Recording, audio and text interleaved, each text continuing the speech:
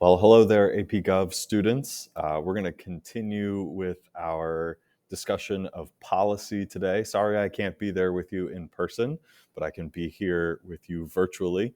So we'll talk a little bit about foreign and economic policy today. We left off with domestic policy. So we'll pick up here with foreign policy, and then we're going to look some at who actually makes policy, who's involved with it. So again, this is just a culmination of everything we've talked about this year. So a lot of this is going to be review, which is okay. And then when I see you next time, we should be able to finish up with this chapter. So foreign policy, of course, is going to deal with our relationships with other countries. In the United States, that means military spending. We have the biggest military in the world. And so military spending makes up a huge portion of the federal budget. We'll see that some when we get into economic policy. And certainly conservatives are going to tend to favor increased military spending more than liberals. But there's been a pretty bipartisan consensus on lots of military spending over the past couple of decades, especially from the Cold War and even beyond. Foreign aid is another portion of the federal budget. As you can see from the graph over here, there is certainly a mismatch between what the public thinks we spend on foreign aid and what we actually spend on foreign aid. So these numbers are a little bit old. It's from 2012, but I would imagine it hasn't changed that much. There's a sense by Americans that we spend a lot of money on investments in other countries. And even though in terms of raw number of dollars, we do, it's a very small percentage of the actual budget itself. And foreign aid can be things like investments or grants or helping set up programs to boost economic development in other countries. Foreign aid can also include military aid. We sell weapons or give weapons, provide training to allies.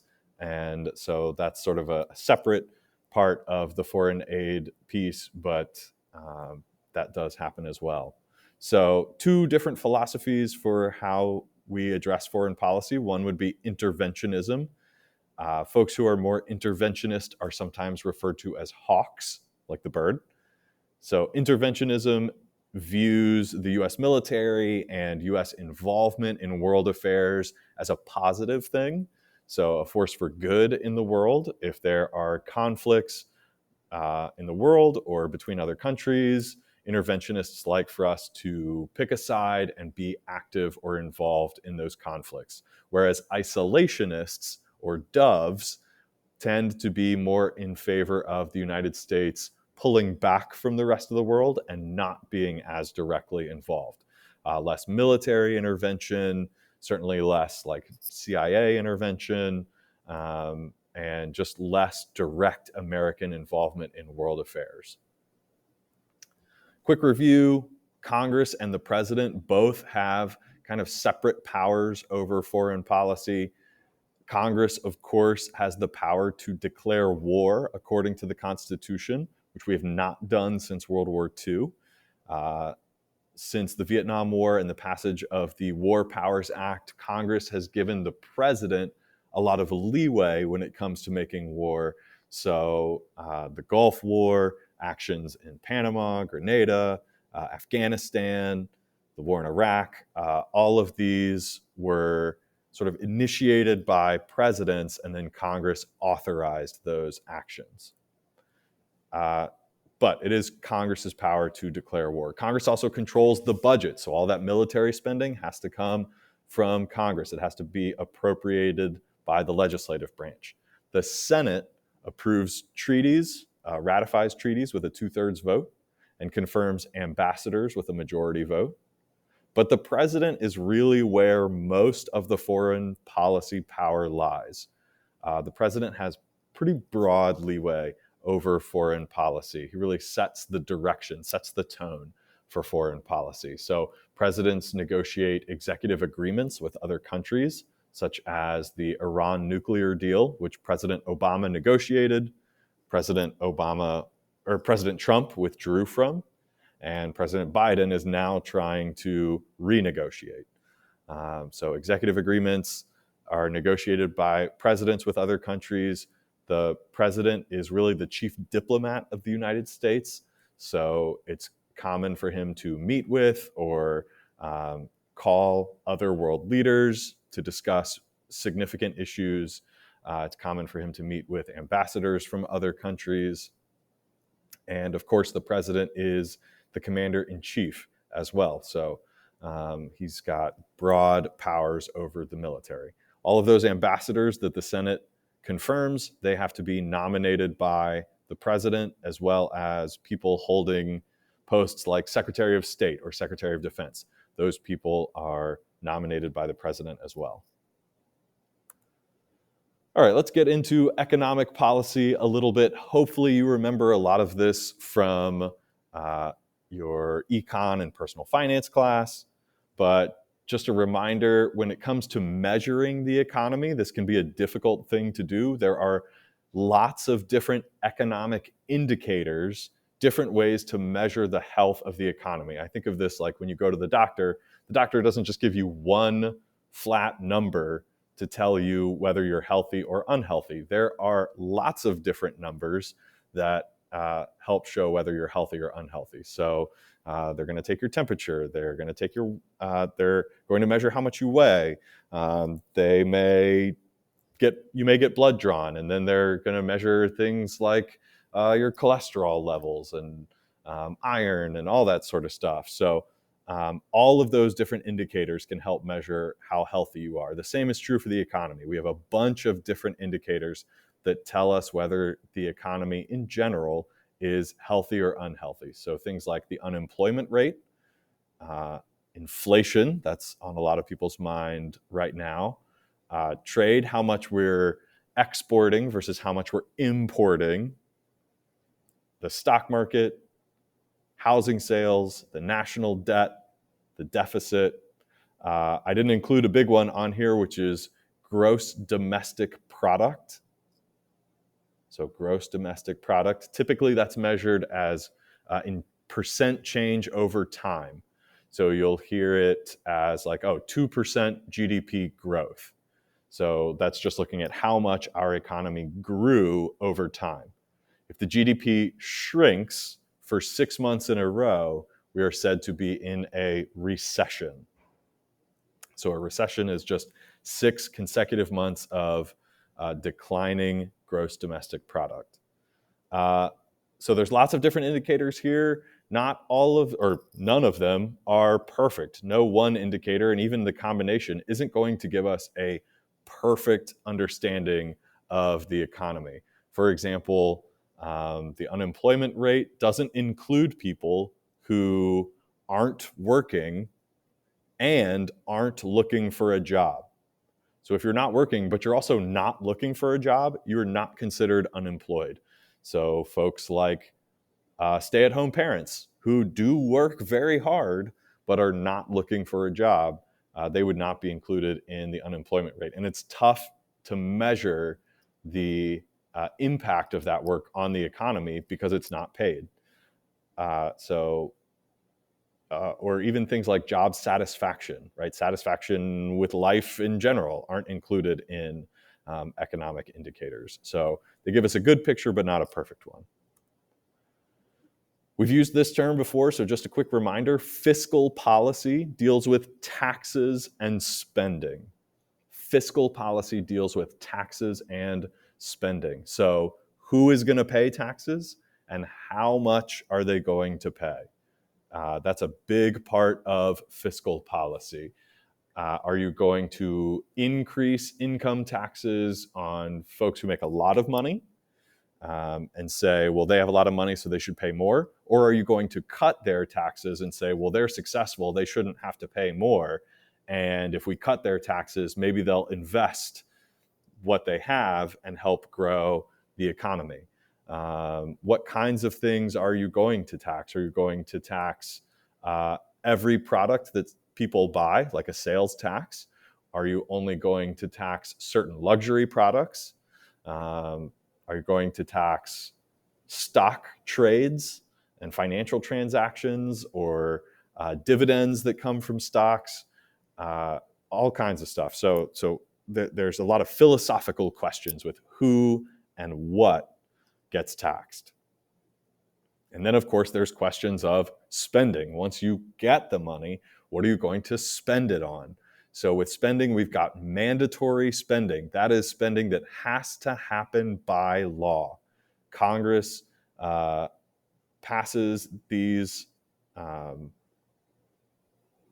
programs and says, we are going to spend this much money on these programs, and can't change how much is spent on them without changing the law itself.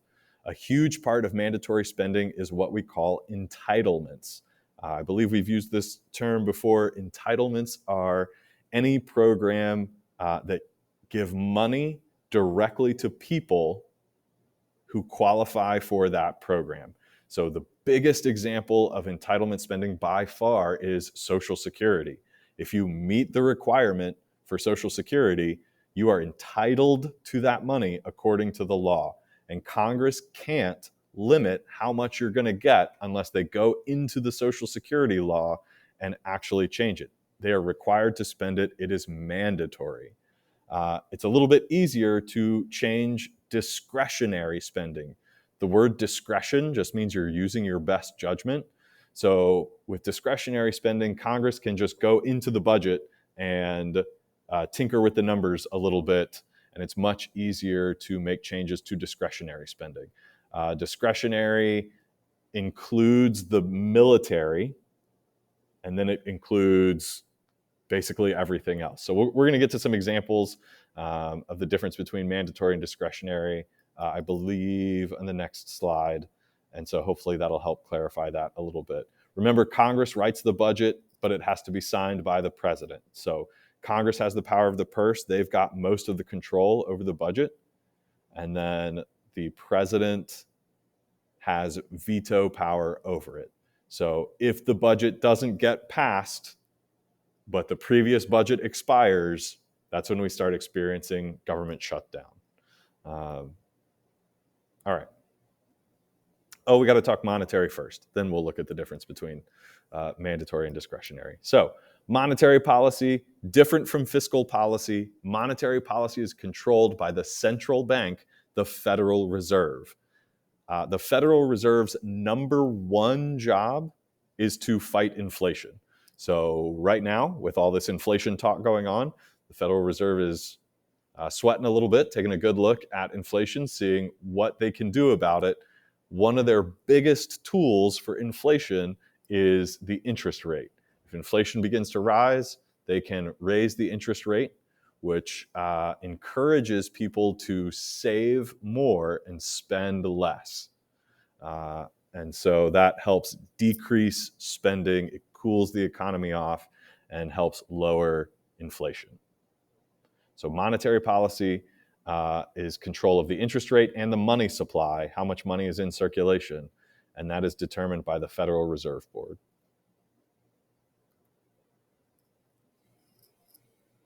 All right, so we got mandatory spending here. As you can see, most of the budget is already set in stone. Mandatory spending is almost 2/3 of the budget. If you include the net interest on the debt, it is 2/3 of the budget. And net interest is something we absolutely have to pay, the total interest on our national debt. So between mandatory spending like entitlements plus the net interest, that's most of the budget already spoken for. And then defense and non-defense are about even. Republicans and Democrats came to an agreement years ago where they said, Republicans said, well, we want to increase defense spending. And Democrats said, well, you're not going to increase defense spending unless we can increase non-defense spending. And then Democrats said, we want to increase non-defense spending. And Republicans said, well, you're not going to do that unless we can increase defense spending. And so the compromise that they came to is that we'll just increase all the spending. And here's a breakdown of mandatory spending. So taking that yellow slice here, that 62%, and breaking it down into its own pie chart. As you can see, half of all mandatory spending is Social Security and unemployment. That's a huge chunk of mandatory spending. Medicare, another entitlement program, makes up another huge chunk of the budget. Social Security, Medicare, Medicaid, those are huge programs for the federal government.